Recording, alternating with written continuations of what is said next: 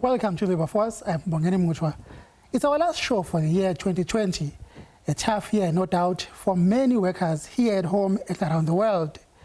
A record 2.2 million workers lost their jobs in South Africa in the second quarter alone, following the total shutdown of the economy to limit the spread of the COVID-19 virus. Tens of millions of workers around the world also lost their jobs and livelihoods. While the coronavirus is still very much with us and showing signs of a resurgence, there is now a glimmer of hope with the resumption of economic activity following the relaxation of the hard lockdown restrictions. To look back at the highlights of the year that was, I am joined by the General Secretary of COSATU, Mr. Bheki Ntshalintshali. Mr. Ntshalintshali, it's a pleasure to have you on as usual, and welcome. Good afternoon, and good afternoon to the viewers at home. Well, let me upfront say that your colleague, the General Secretary of SABC, Mr. Zangzi, was going to join us as well for this conversation, but unfortunately, he is held up at the moment conducting lobola negotiations for someone, I believe, which of course is a good thing that life goes on even in the midst of the pandemic. Briefly for you, how would you summarize the year 2020? You've been in the labor movement for decades now, over 3 decades, I would imagine. Have you seen anything like we've seen this year from the perspective of workers in this country? No, not at all. I think the COVID-19 or the pandemic has made things worse, unprecedented, losing so many jobs. As you have earlier indicated, 2.2 million workers in about 4 months is a disaster. It has been a very, very hard year, not only in relation to the jobs, but also in relation to the life that has lost, particularly by the frontline workers. The association of the corruption in the mixed have made things so very, very difficult and painful for the workers. The public sector is not receiving their wages in an agreement that was valid. So you can just summarize it as a bad year. It has been very difficult. We're still in the middle of the COVID, if not worse, with the second wave. It's a hard year. Yeah. 2 words stand out, words that have become buzzwords in the country in 2020. Jobs, bloodbath, and Section 189. It's unprecedented, isn't it? It is. I mean, the question of that workers in the economy are regarded as a cost, as the weakest link. That every time companies facing some challenges, in many instances, who are not of the workers' making, are the first one online to be losing their jobs. In other words, when businesses are making money, they smile alone to the banks. But when things are difficult, they want that difficulties to be shared among those workers who are really at the lower end and really, really suffering.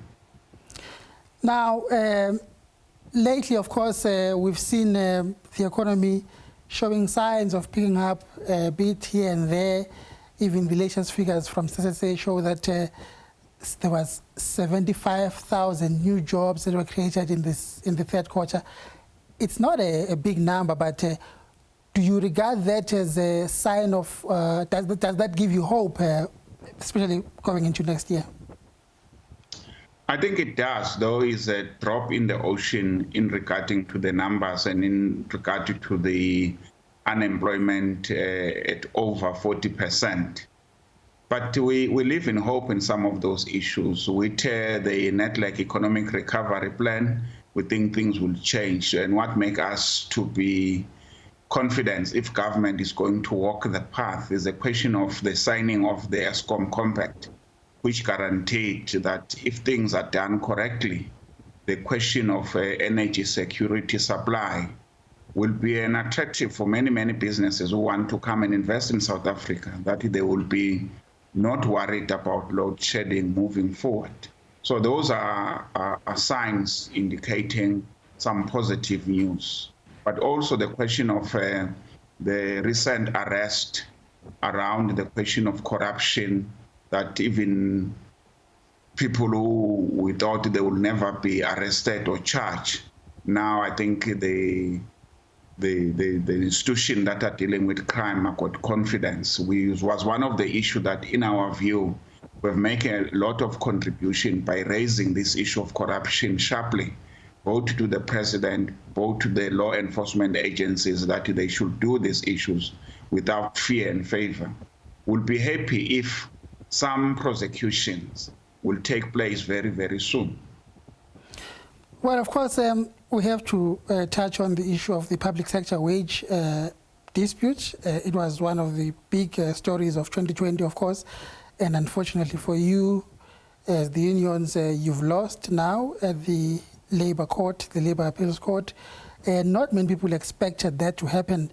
How big of a setback is this for you, and what's likely to happen next year around this issue? I think the struggle continues. In our view, the question of engagement, in our view, has to be intensified. We met last time with the president and those ministers, and we agreed that we need to continue on these issues, because in our view, this is not an isolated case, it's an attack to the collective bargaining. The question that the case has been lost on technicalities, that Treasury had written a letter of some sort that were not shown to the union. Union negotiated in good faith. The agreement, in our view, is valid, is legal. It has been signed by sober people. What happens then in terms of the mandate is none of the workers' businesses. We don't know, people who are negotiating, whether they got a mandate or not. But we see this is a big scheme of attacking on the collective bargaining. We said we'll raise this thing in the LO because we think government is reversing the gains that South Africa has been made. We think the ANC government is trampling on the Freedom Charter, is trampling on the RDP, is trampling on everything that this organization stands for. And we're not going to allow that to happen. So to us, the struggle continues. We're not going to rest until the settlement is found on this matter. Well, Mr. Ntshalintshali, thank you very much. It's been a pleasure talking to you throughout the year, and I wish you and your loved ones a happy Christmas and a happy New Year, and the workers, of course.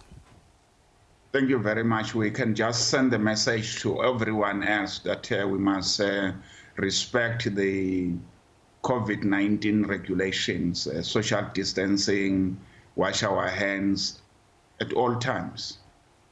Thank you very much, sir. Well, that's it for the Labour Force for this year. See you again next year. Happy holidays to everyone. Up next, the Alternative Investor with Nastasia Arendse. Stay with us.